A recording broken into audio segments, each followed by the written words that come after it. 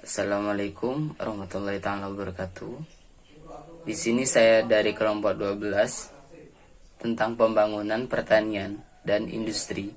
Di sini saya Samsul Armanda dengan NIM E2019-2414 yang akan membahas tentang pembangunan perekonomian sektor pertanian. Di mana sebelum kita mengenal lebih panjang tentang pembangunan pertanian, alangkah lebih baiknya kita mengenal lebih dulu apa sih pembangunan pertanian.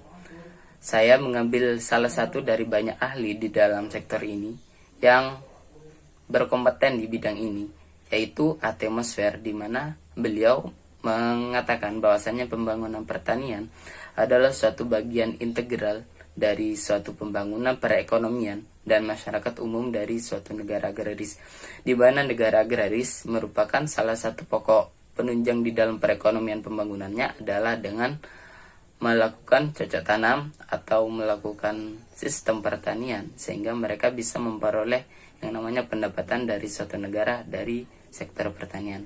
Maka dari itu, suatu pembangunan di sektor pertanian merupakan salah satu hal yang sangat diperlukan di dalam suatu negara agraris.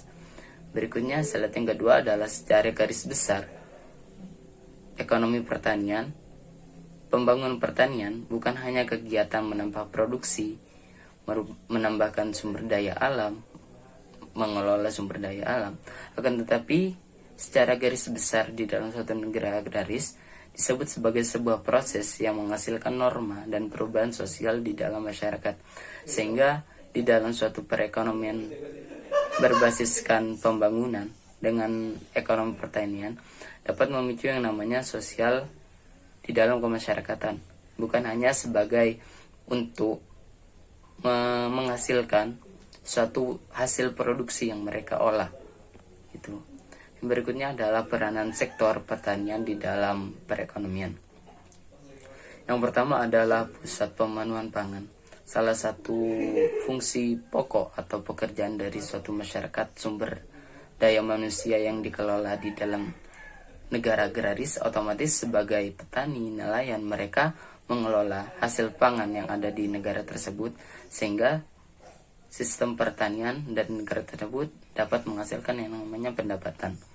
Yang berikutnya adalah sumber pendapatan di dalam beberapa sektor perekonomian seperti UMKM, LKM, KUR, di mana UMKM di sini banyak dari mereka yang mengelola sistem pangan, mengelola sistem cara beternak, cara mereka mengelola barang.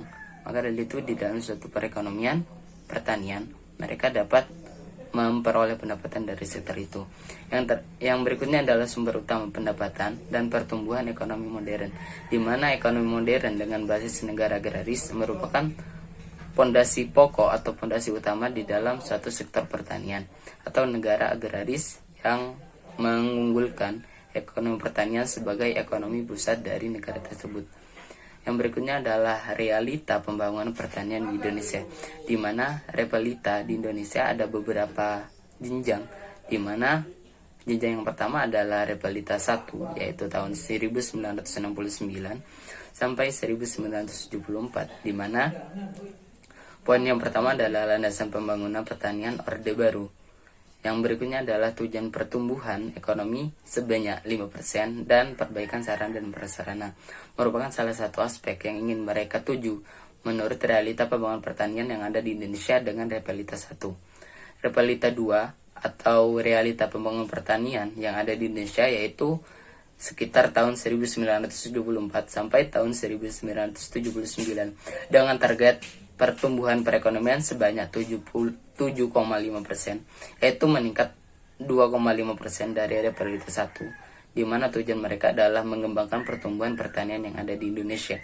Yang berikutnya adalah prioritas utama. Dari hal itu mereka sudah mengembangkan pertumbuhan perekonomian, maka mereka seharusnya mempunyai prioritas utama adalah pemenuhan sektor panen di dalam negeri, sehingga mereka bisa memenuhi pasokan pangan yang ada di dalam negara tersebut, tidak lagi yang namanya ekspor dari negara lain. Yang berikutnya adalah dengan melakukan pengolahan beberapa hasil panen olah menjadi barang industri, sehingga mereka tidak hanya menjual barang mentah, tetapi mereka menjual barang setengah jadi ataupun barang jadi, sehingga bisa dinikmati oleh negara lain. Itu. Yang berikutnya adalah realita pembangunan pertanian yang ada di Indonesia. Yang ketiga adalah sekitar tahun 1979 sampai tahun 1984, di mana mereka mempunyai beberapa fondasi. Dari Repelita 1 dan Repelita 2, mereka mengembangkan lagi dengan yang pertama adalah trilogi pembangunan. Yang berikutnya adalah tujuan terciptanya masyarakat adil, makmur berdasarkan Pancasila dan Undang-Undang 1945. Yang berikutnya adalah Repelita 4 atau sekitar tahun 1984 sampai tahun 1989, di mana mereka meningkatkan usaha dan pengolahan teknik di dalam pertanian, di mana mereka setelah mereka memperoleh target sebanyak 5% dari Repelita 1, 7,5% dari Repelita 2, dengan adanya di Repelita mereka menciptakan masyarakat adil dan makmur dengan adanya sumber pangan yang tercukupi, maka di Repelita 4 mereka meningkatkan usaha dan pengolahan teknik di dalam mereka mengelola pertanian yang ada, sehingga pertanian atau sumber daya alam yang mereka kelola oleh sumber daya manusia kita bisa menciptakan bahan yang lebih baik dan unggul dari sebelum-sebelumnya. Yang berikutnya adalah menciptakan dan menggunakan teknologi di dalam pertanian. Yang berikutnya adalah Repelita 5 sekitar tahun 1989 sampai tahun 1994, di mana mereka mengadakan swasembada pangan sehingga mereka bisa menciptakan lumbung pangan yang lebih besar yang sudah kita terapkan. Itu. Berikutnya adalah stand terakhir dari pembangunan jangka panjang. Karena realita pembangunan pertanian merupakan salah satu aspek yang menjadi pembangunan jangka panjang yang diterapkan oleh negara kita, Republik Indonesia.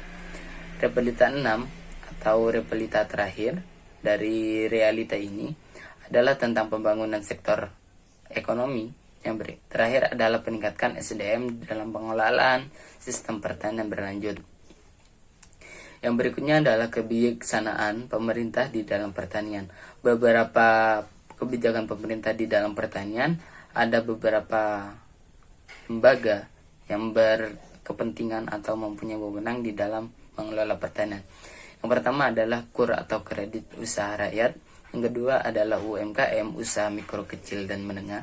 Yang berikutnya adalah LKM, Lembaga Keuangan Mikro. Yang berikutnya adalah PUAP, tentang program pengembangan usaha agribisnis pedesaan.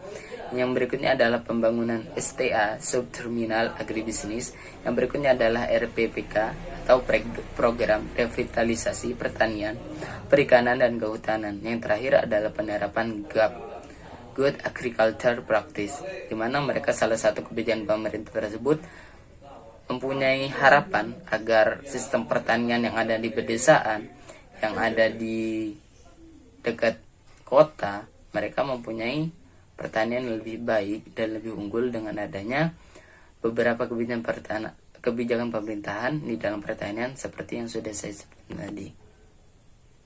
Mungkin hanya itu yang bisa saya sampaikan. Kurang lebihnya, wassalamualaikum warahmatullahi wabarakatuh.